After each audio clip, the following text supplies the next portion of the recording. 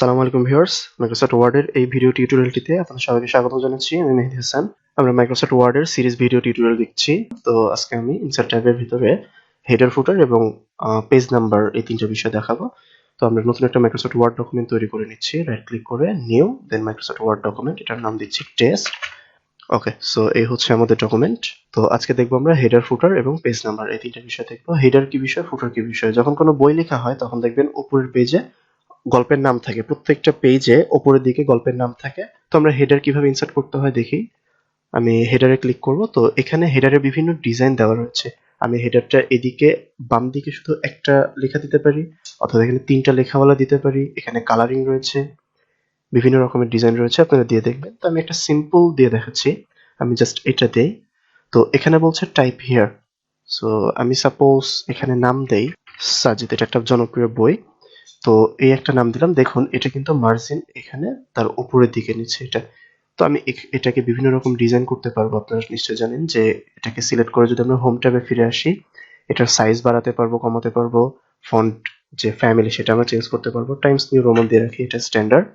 এটার colour change করতে পারবো, আমরা বিভিন্ন রকমের কালার রয়েছে দিতে পারবো। এটা বোল্ড করতে পারবো, ইটালিক, আন্ডারলাইন করতে পারবো। তো এই বিষয়গুলো আপনারা সব জানেন। আরো বিভিন্ন ডিজাইন করতে পারবো। আচ্ছা, তো যখন হেডার সিলেক্ট করা থাকবে তখন নতুন একটা ট্যাব ওপেন হবে, সেটা হচ্ছে ডিজাইন ট্যাব। এখানকার বিষয়গুলো দেখি। আমরা এখানে হেডার ফ্রম টপ, এখানে টপের দিক থেকে মার্জিন আমরা যদি এটা ইনক্রিজ করি, দেখুন উপরের দিক থেকে মার্জিন কিন্তু বাড়তেছে। ওকে, এটা যদি আমরা একেবারে জিরো করে দিই তাহলে একবারে গায়ে গায়ে লেগে গিয়েছে। সো আমি বাই ডিফল্টে যেটা ছিল সেটাই দিই। আর ফুটার ফ্রম বটম, এটা ফুটারের দিকে যেটা। তো আমরা একটু পরে ফুটার ইনসার্ট করব, তখন সেটা দেখাবো। তো আমি এখানে কিছু একটা লিখি। এখন আমি এখানে ডাবল ক্লিক করলাম। তো আমি এখানে কিছু একটা লিখি। আচ্ছা, সো আমি লেখাটা লিখলাম এখানে। তো এখন বিষয় হচ্ছে যে হেডার কিন্তু একটা পেজে, আমরা যে পেজ ইনসার্ট করেছি সেই পেজে থাকবে না, বরং আমরা ওভারঅল আমাদের ডকুমেন্টে যতগুলো পেজ থাকবে প্রত্যেকটা পেজে অটোমেটিক্যালি নিয়ে যাবে। সেটা কিভাবে, আমরা নতুন একটা পেজ নেই। আপনারা জানেন যে পেজ নিতে হয় কিভাবে। কিবোর্ড থেকে কন্ট্রোল প্লাস এন্টার প্রেস করলে নতুন একটা পেজ চলে আসবে। দেখুন এখানে দেখুন পেজ রয়েছে 2 অফ 2, দুটো পেজ রয়েছে আমাদের ডকুমেন্টে। দেখুন আমরা রয়েছি বর্তমানে 2 নাম্বার পেজে, এবং এখানেও আমাদের সেই হেডার যেটা আমরা নিয়েছিলাম সেটা চলে এসেছে। আমি যদি আরেকটা পেজ নেই, দেখুন পেজ রয়েছে 3টা, আমরা 3 নাম্বার পেজে রয়েছি। এখানেও সেই লেখাটা চলে এসেছে। ওকে, সো আমি এটাকে আনডু করছি কন্ট্রোল জেড দিয়ে। আমরা যদি হেডার রিমুভ করতে চাই তাহলে এখানে হেডারের এখানে ডাবল ক্লিক করব। হেডার এটা হচ্ছে সিলেক্ট হবে, এটাকে সিলেক্ট করে ব্যাকস্পেস, দেন ক্লোজ। ক্লোজ হয়ে গেছে হেডারটা। ওকে, তো এখন আমরা দেখব ফুটার। ফুটারটা কিভাবে দেখতে হয়। তো আমরা এই জন্য চলে যাচ্ছি ইনসার্ট ট্যাবে, তারপরে চলে যাব ফুটার। ফুটার এটা থাকবে হচ্ছে বিভিন্ন রকমের ডিজাইন থাকবে হেডারের মতনই। তো আমরা জাস্ট সিম্পল একটা ফুটার নেই। দেখুন এইখানে বলতেছে এটা ফুটার টাইপ হেয়ার। ওকে, সো আমরা ফুটার এখানে নিয়ে আসলাম। এখন এখানে বলতেছে টাইপ হেয়ার। তো আমি যদি এখানে সাপোজ আমার নামটা দিয়ে দেই, আমি ফুটার হিসেবে আমার নামটা দেখাতে চাচ্ছি, তাহলে এটাও প্রত্যেকটা পেজে কিন্তু এবং দেখুন এখন যে ফুটার ফ্রম বটম, এখানে যে মার্জিনটা রয়েছে এটা যদি আমরা কমিয়ে দেই, দেখুন এটা কমে যাচ্ছে, নিচের দিকে চলে যাচ্ছে। আমি যদি এটা উপরের দিকে নিয়ে আসি, উপরের দিকে চলে যাচ্ছে।